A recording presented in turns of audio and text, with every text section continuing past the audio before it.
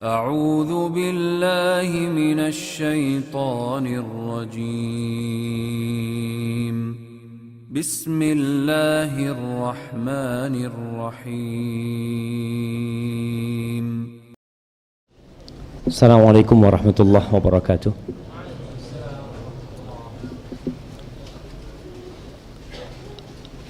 Jemaah mungkin yang bisa merapat ya. Anda lihat duduknya seperti duduk waktu sholat tadi. Jadi nggak bergerak sehingga yang mau masuk mereka nggak bisa masuk. Nah, jazakallah khair. Alhamdulillah. Alladzi anzala 'alaina al-ma' liyutahhirana bihi wa yudhhiba 'anna rijza syaitan. Segala puji bagi Allah Jalla Jalaluh yang telah menurunkan air buat kita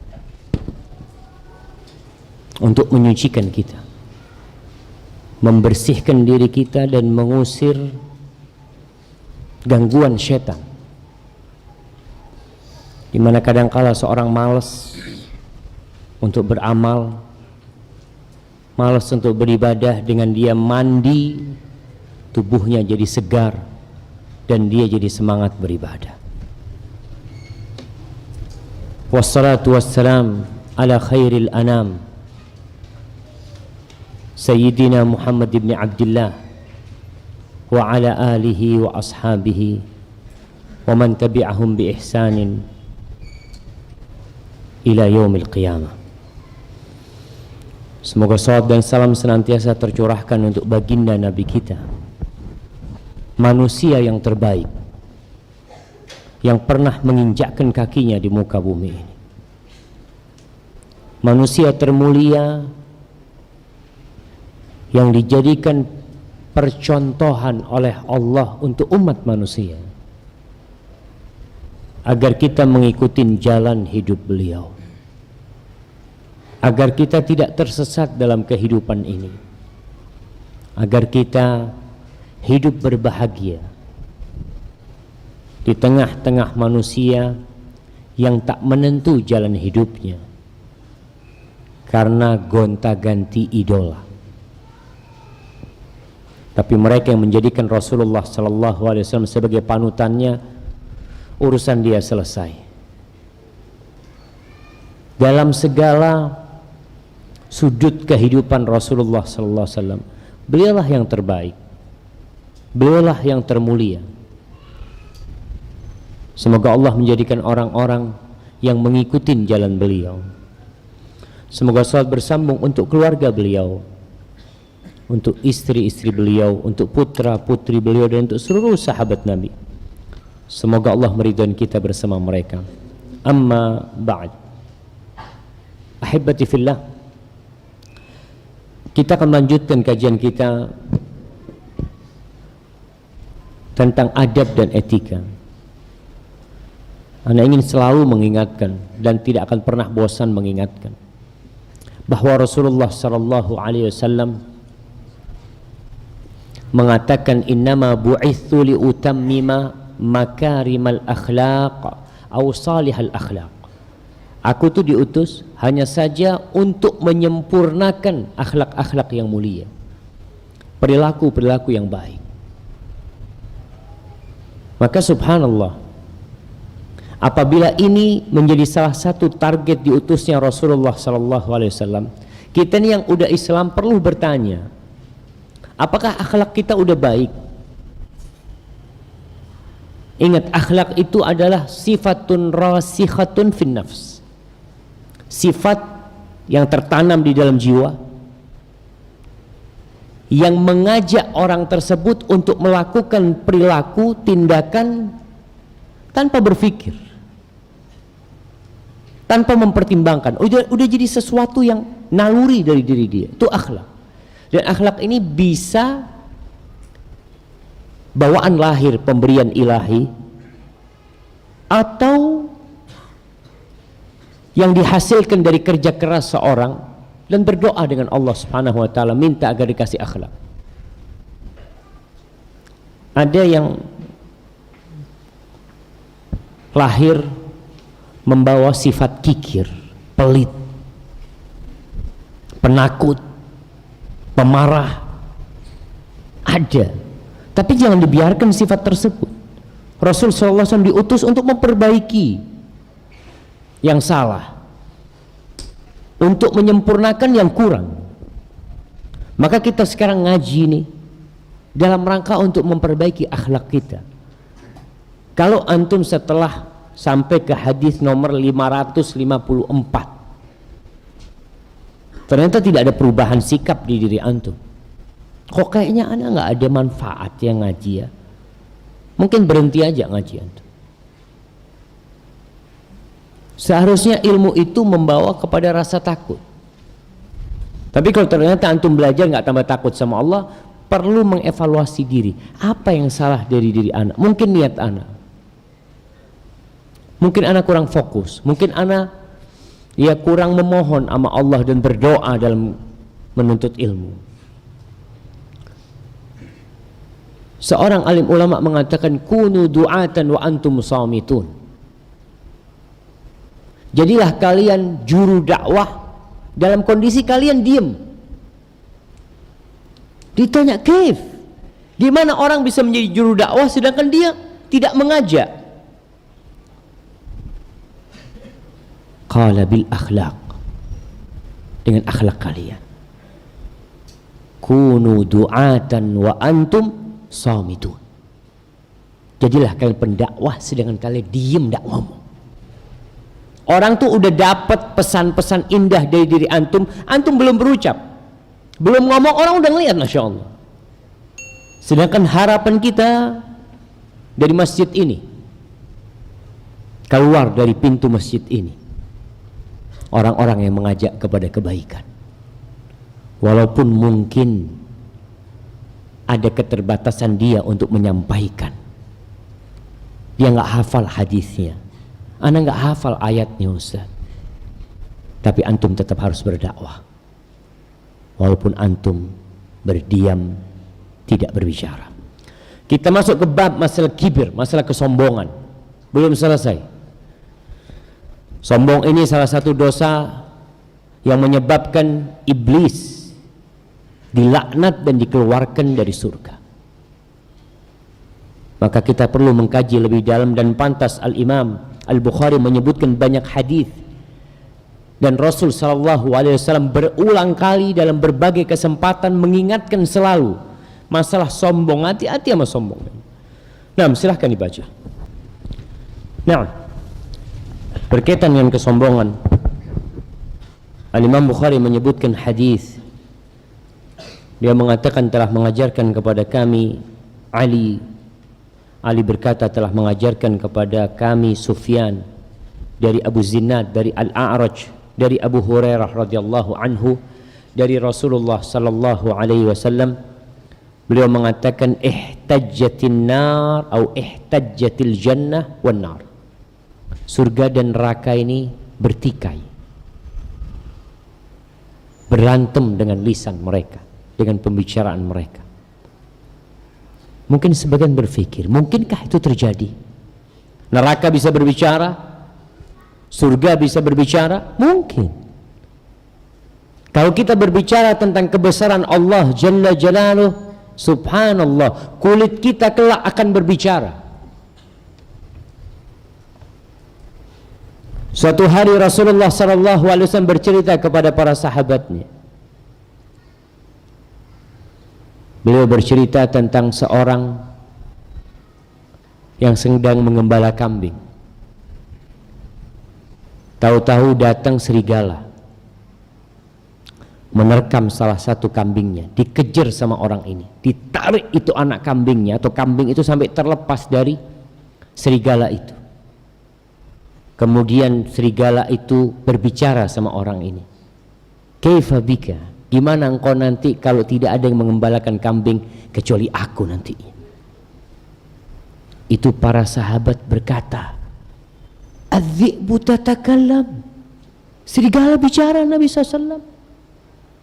Kata Rasul SAW, iya, aku percaya, dan Abu Bakar percaya, dan Umar percaya. Padahal di sana tidak ada Abu Bakar dan tidak ada Umar.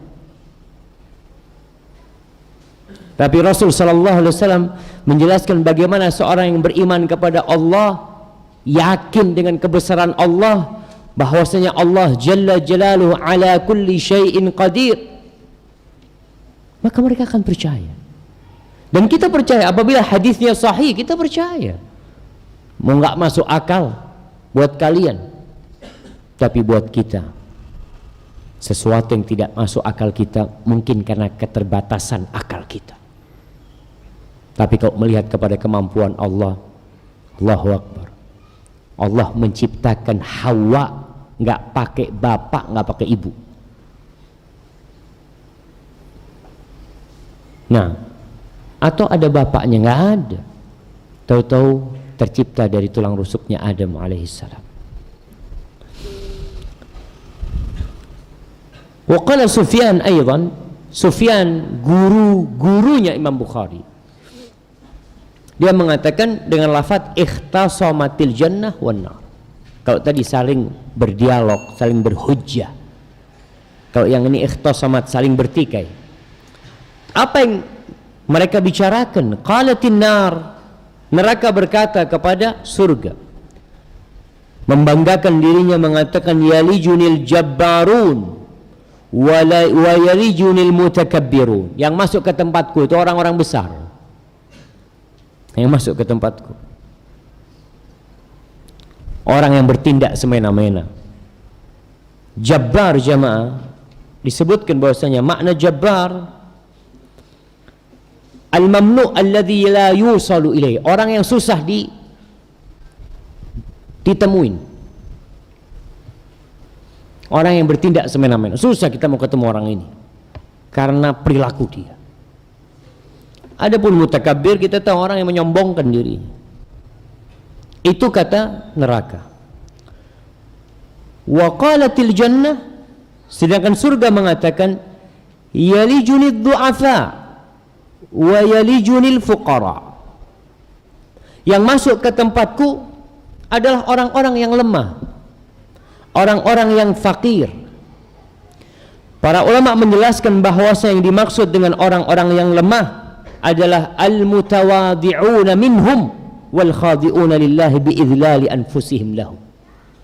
Mereka adalah orang-orang yang merendahkan dirinya, tunduk kepada Allah dengan menghinakan dirinya untuk Allah. Memang dia makhluk, dia letakkan keningnya di bumi ini untuk Allah jalla jalal. Maka kalau kita lihat solat ini jamaah mengajarkan kepada kita tawadhu, untuk tidak sombong. Jadi yang punya sifat buruk, bagaimana dia mengopeni atau mengobatin sifat buruknya itu? Kata Allah, wasta'inu bisabri wassalah. Kalian minta tolong itu dengan sabar dan sholat. Di antara makna sabar adalah berpuasa kita, untuk menundukkan jiwa kita, dan sholat. Antum bisa lihat orang yang sholat, ketika dia berdiri, apa yang dia ucapkan? Dia menghadap kepada Allah sama rata dengan yang di sebelahnya, tanpa ada perbedaan.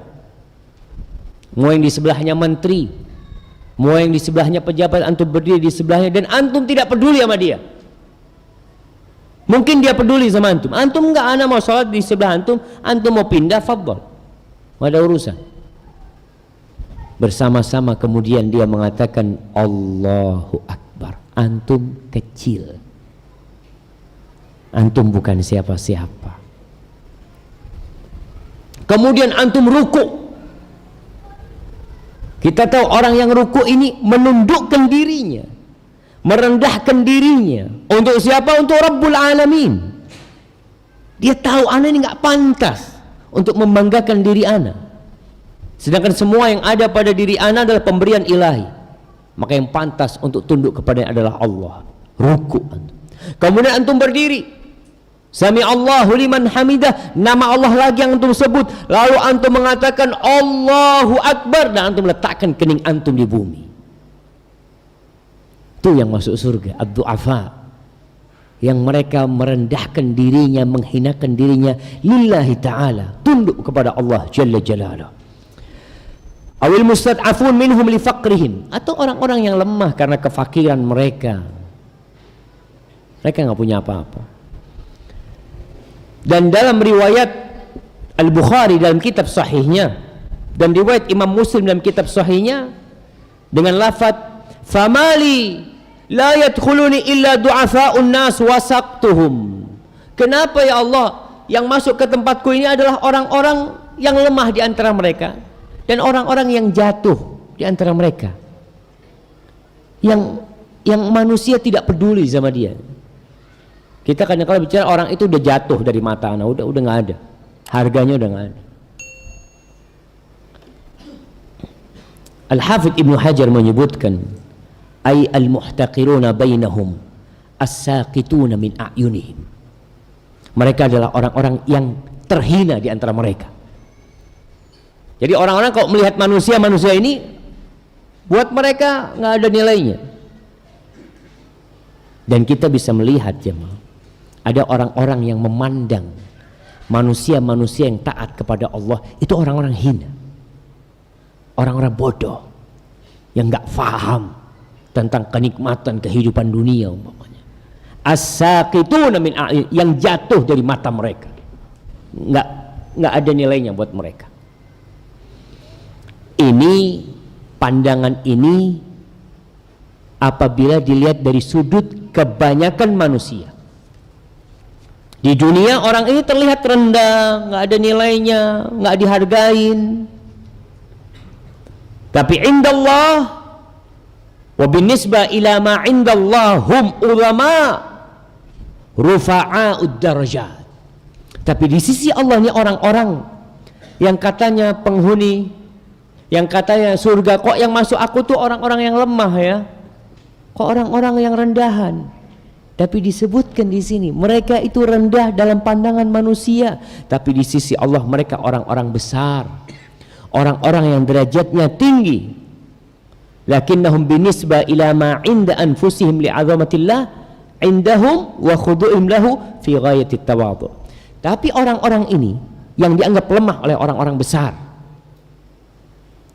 yang di sisi Allah mereka adalah orang-orang besar dan tinggi derajatnya, tapi di sisi mereka sendiri dia tahu diri bahwasanya aku nggak pantas untuk membanggakan diriku. Tadi Imam surat Maghrib membacakan firman Allah Subhanahu wa taala, alam tara ilal ladzina yuzakkuna anfusahum balillahu yuzakki man yasha. Engkau melihat enggak kepada orang-orang yang sok suci menyucikan diri mereka, yang merasa dia orang paling baik, merasa orang paling ya besar, orang yang agung, orang terhormat, termulia. Balillahu yuzakki man yasha. Tapi Allah menyucikan siapa yang Allah kehendaki. Tetap kita jamaah dalam kondisi kita berbuat baik, kita harus merendahkan diri kita. Itu tawadhu sama Allah, husnudzan sama Allah, suudzan sama diri sendiri. Kemudian fawasahum bidzaf wassaqat, maka disebut sifat mereka adalah orang yang jatuh dari pandangan orang, orang yang tidak terlihat. Subhanallah.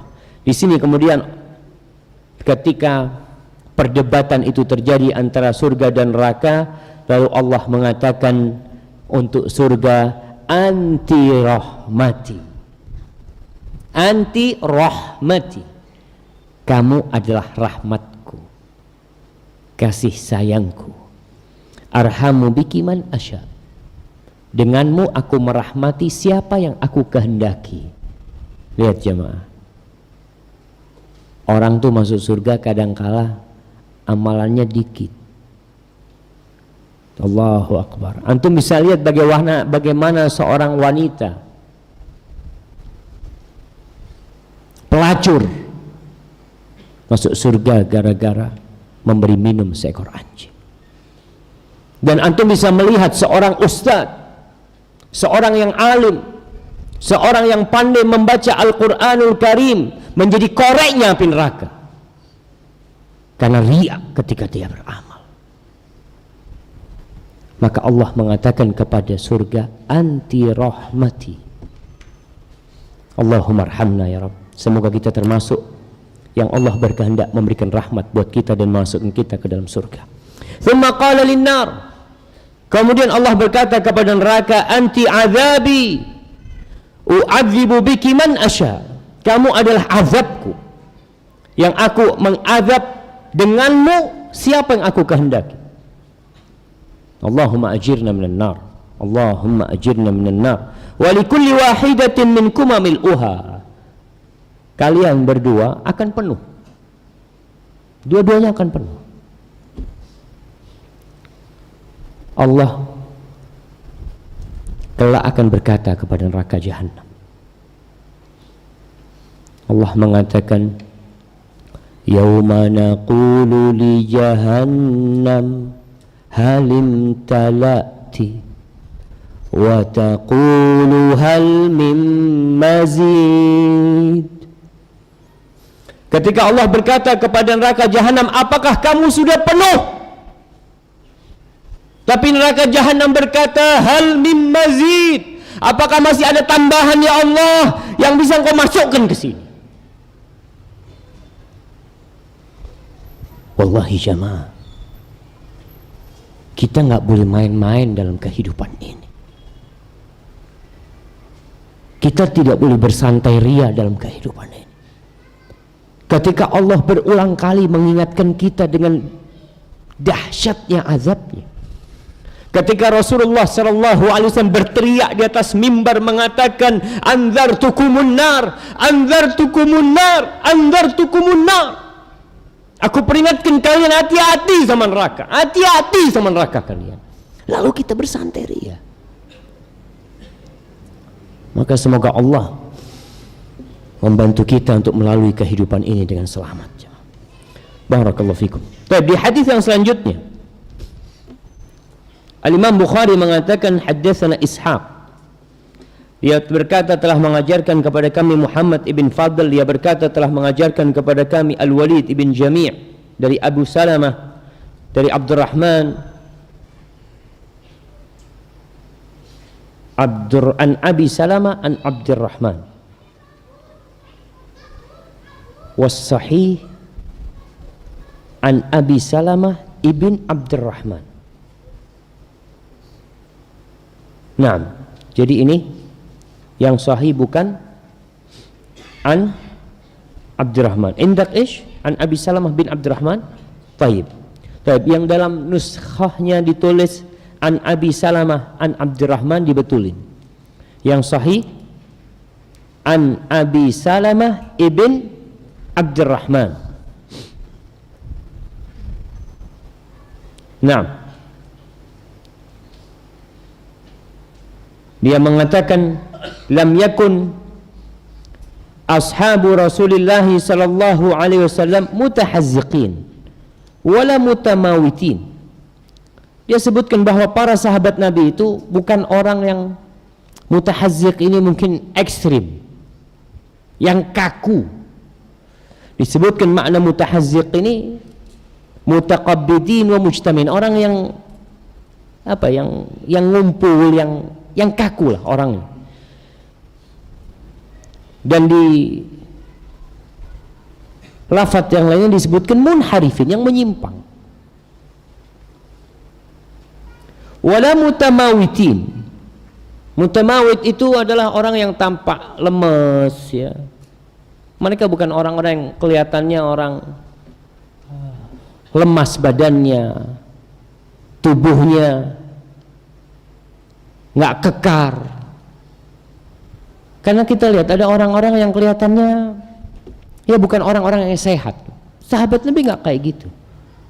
Mereka adalah orang-orang yang ahli ibadah, tapi ibadah mereka tidak membuat mereka jadi orang yang lemah.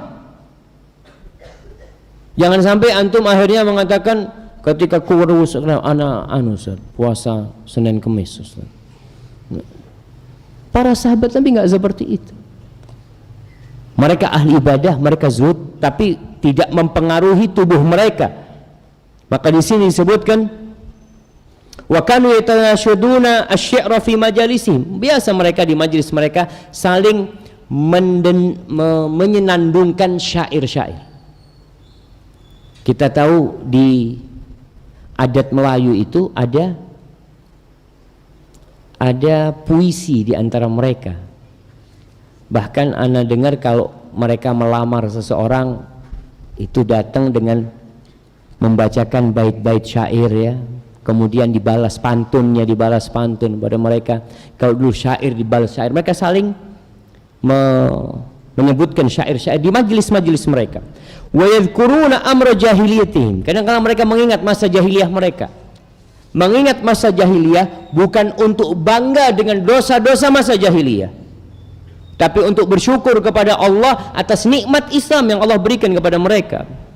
Maka perlu dibedakan ketika seorang bercerita tentang masa lalu dia yang penuh dengan dosa. Kalau cerita dia sebagai kebanggaan dengan dosa-dosa dia, dosa dia, tutupi dosa tersebut. Tapi tatkala dia bercerita tentang masa jahiliyah untuk menceritakan nikmat Allah Jalla Jalaluh, itu terjadi seperti yang dilakukan oleh Ja'far bin Abi Thalib ketika berjumpa dengan Raja Najasyi di Habasyah. Ketika datang kepada Raja Najasyi, Amr bin As dan Abdullah bin Abi Umayyah, dua utusan orang-orang Quraisy, untuk membawa pulang para sahabat yang hijrah. Apa kata Ja'far bin Abi Thalib? Kunna ahla jahiliyatin na'budul asnam. Kita ini dulu orang-orang jahiliyah, kita nyembah patung, kita nyembah berhala. Wa na'kulul maitah, kita makan bangkai. Wa na'til fawahish, kita melakukan kekejian. Wa naqta'ul arham, kita memutuskan tali silaturahim. Wa nusi'ul jiwar, kita berbuat buruk dengan tetangga kita. Wa ya'kulul qawiyyu minna ad-dha'ifa minna, yang kuat makan yang lemah. Kemudian Allah utus kepada kami Rasul, utusannya yang kita tahu tentang dia. Kemudian dia mengajak kita an la nusyrika billahi syai'a, agar kita tidak melakukan perbuatan syirik, agar kita beribadah. Semua jemaah, kalau antum lihat, subhanallah, Rib'i bin Amir ketika dia bertemu dengan Rustum, Raja Persia, ketika perang Qadisiyah kalau nggak salah, dia itu orangnya pendek. Dia berangkat, dia bawa tombaknya yang pendek juga. Kemudian dia bawa pedangnya. Pedangnya Rib'i ini nggak ada sarung pedangnya, dibungkus sama kain. Sedangkan dulu kan orang berbangga-banggaan dengan sarung pedangnya, bertahtakan emas atau apa. Rib'i enggak, dibungkus kain. Mereka orang yang, tapi kalau sudah perang jangan ditanya mereka. Itu para sahabat Nabi. Artinya mereka bukan orang-orang, ini babnya bab kibir. Ya, mereka orang yang santai, orang yang jamaah. Dan mereka saling membacakan syair di antara mereka, lempar-lemparan apa? Lempar-lemparan semangka. Jadi bukan berarti ketika lempar-lemparan semangka, antum haibahnya turun kok lempar-lemparan semangka. Nggak ada mereka. Ada kan yang jaim biasanya orang jamaah, jaga image, nggak mau kumpul sama nggak afwan. Bukan kelasnya anak kumpul kayak antum. Enggak, sahabat Nabi itu masya Allah di antara mereka. Taib. Kemudian di sini di hadis yang selanjutnya, Imam Bukhari menyebutkan haddatsana Muhammad bin al-Musanna, telah mengajarkan kepada kami Muhammad bin al-Musanna. Qala haddatsana Abdul Wahhab, telah mengajarkan kepada kami Abdul Wahhab, dia berkata haddatsana Hisham dari Muhammad dari Abu Hurairah radhiyallahu taala anhu, anna rajulan, bahwa seorang laki-laki datang menjumpai Nabi SAW. Ada perselisihan pendapat di antara para ulama ketika menyebutkan siapa nih orang ini yang datang namanya. Kan para sahabat tahu orang ini namanya. Ada yang mengatakan namanya Malik ibn Murarah Ar-Rahawi, ada yang mengatakan Abu Raihanah Syam'un, ada yang mengatakan Rabi'ah bin Amir, ada yang mengatakan Sawad bin Amr, ada yang mengatakan Mu'ad, wakil Abdullah bin Amr bin As. Tapi itu tidak terlalu penting buat kita. Siapa orang ini? Lakonnya ini nggak perlu kita gali siapa dia. Yang jelas orang itu dilihat sama para sahabat Nabi, dan dia bertanya kepada Nabi SAW, mengatakan wa kana jamilan, orang ini tampan jamaah, ganteng orang ini. Disebutkan ada sahabat yang meriwayatkan Abu Hurairah mengatakan kana jamilan, bukan orang biasa-biasa, bukan kayak kita, kayak antum ini jamaah. Ini di antara para sahabat Nabi yang ganteng-ganteng, disebut ganteng dia. Siapa sahabat Nabi yang ganteng? Siapa? Hasan bin Ali. Husain bin Ali yang wajahnya mirip Rasulullah sallallahu alaihi wasallam. Allahu akbar. Di antara sahabat Nabi yang ganteng Jarir bin Abdullah al-Bajali yang di wajahnya ada usapan malaikat. Allahu akbar. Nih, orang ini ganteng lalu dia mengatakan faqala hubbiba ilayyal jamal. Wahai Rasul sallallahu alaihi wasallam, dicintakan kepada aku keindahan. Aku ni suka yang indah-indah. Dia cerita sama Nabi SAW. Ini jamaah pertanyaan yang muncul dari seorang yang takut kepada Allah Jalla Jalaluh. Dia mau bertanya tentang urusan agama dia. Dia punya nafsu di dirinya yang cinta dengan keindahan. Wa u'titu mata, dan engkau melihat yang apa yang Allah berikan kepadaku. Artinya dia tahu dirinya tampan dan dia mengatakan kepada Nabi SAW, engkau lihat yang Allah berikan kepada aku. Wajahnya tampan, bajunya bagus, mungkin cincinnya juga indah. Pokoknya lihat yang Allah berikan kepadaku wahai Rasul SAW. Dia bukan sedang berbangga diri, tapi ada satu yang mengganjal di hati dia, yang dia ingin tahu dari Nabi SAW hukumnya. Hatta ma uhib an yafuqani ahad, sampai aku nggak ingin ada orang lain yang mengalahkanku dalam keindahan.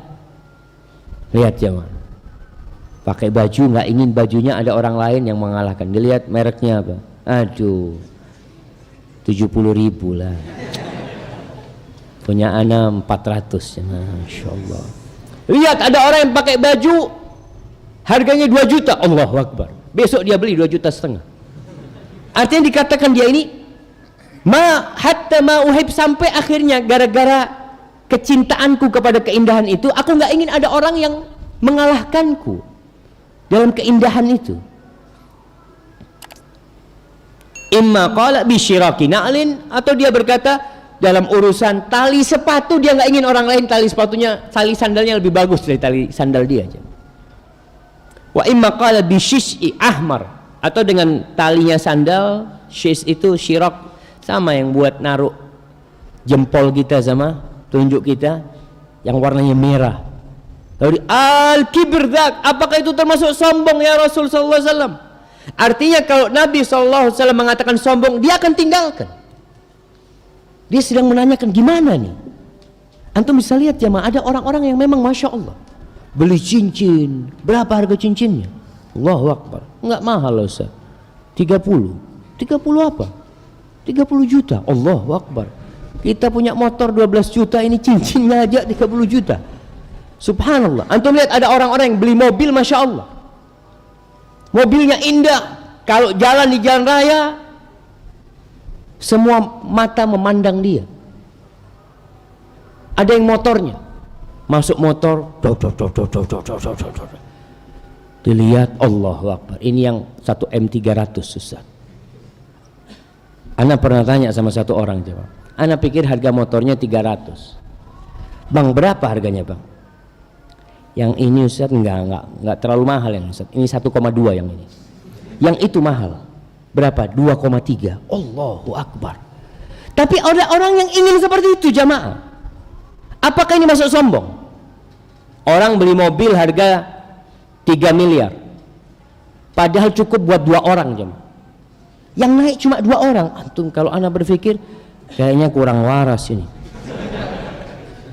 3 miliar cukup 2 orang. Ahsan, 3 miliar beli bus cukup buat 40 orang. Kan kalau orang berpikir seperti itu. Tapi dia punya keinginan beda jamaah. Seperti yang dikatakan ini, dicintakan kepada dia itu keindahan. Dia nggak ingin orang lain lebih bagus dari dia, pakaiannya, sandalnya, kendaraannya, atau apanya. Dia tanya, mengatakan al-kibr dzak, apakah itu masuk sombong ya Rasul sallallahu alaihi wasallam? Apa jawaban Nabi? La, tidak. Selesai jamaah. Ini jawaban Rasul sallallahu alaihi wasallam. Jadi kalau antum melihat orang pakai mobil bagus, lebih bagus dari yang lainnya, antum jangan suudzon. Ini yang sombong datang lagi.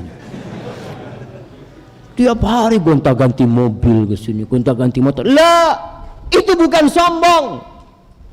Rasul sallallahu alaihi wasallam ditanya dan beliau mengatakan la. Antum ngomong apa sekarang? Ini jawaban Rasul sallallahu alaihi wasallam. Lalu beliau menjelaskan, walakin man bataral haq wa ghamatan nas. Tapi yang dimaksud dengan sombong itu orang yang menolak kebenaran dan meremehkan orang lain. Jadi urusannya bukan penampilan jamaah. Sombong itu bukan kaitannya seperti itu. Kemudian para ulama ketika menjelaskan hadis ini, mereka mengatakan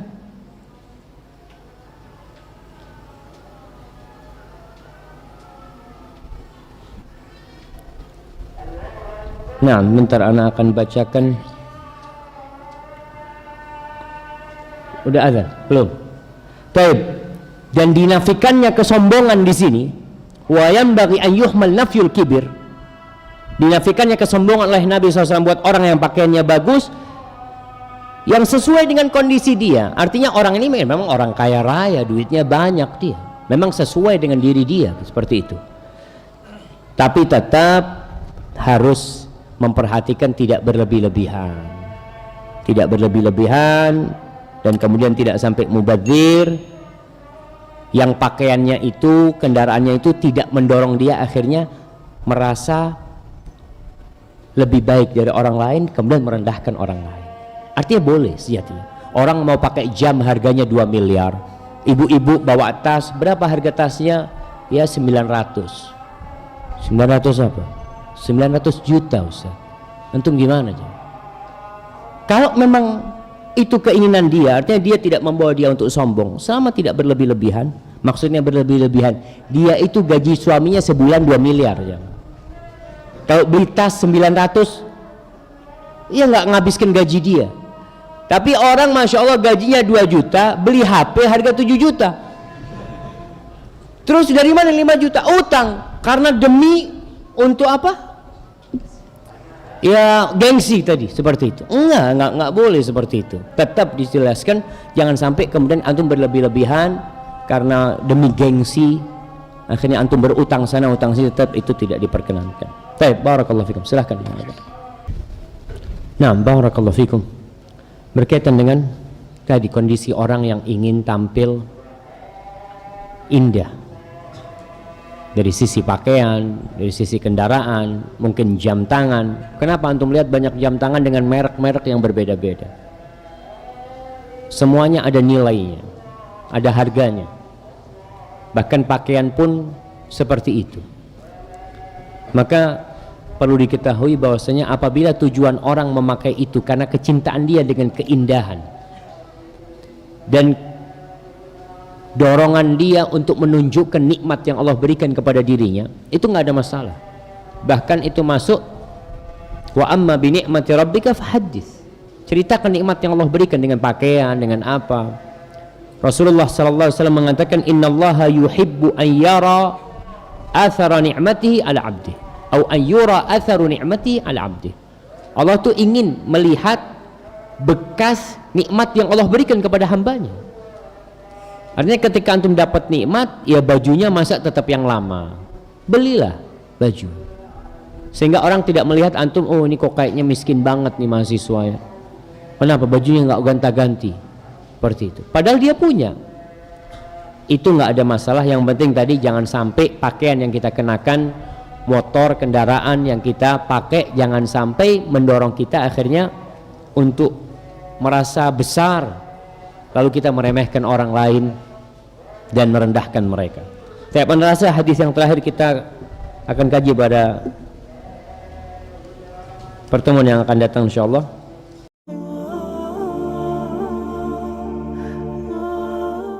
Ada istri-istri yang tahu diri dia. Dia tidak ingin membebani orang tuanya yang sudah melahirkan dia. Dia tidak ingin orang tuanya juga sedih dengan kesedihan dia. Cukup sudah ibunya merawat dia. Cukup sudah orang tuanya lelah mencarikan suami buat dia. Cukup sudah. Maka tuh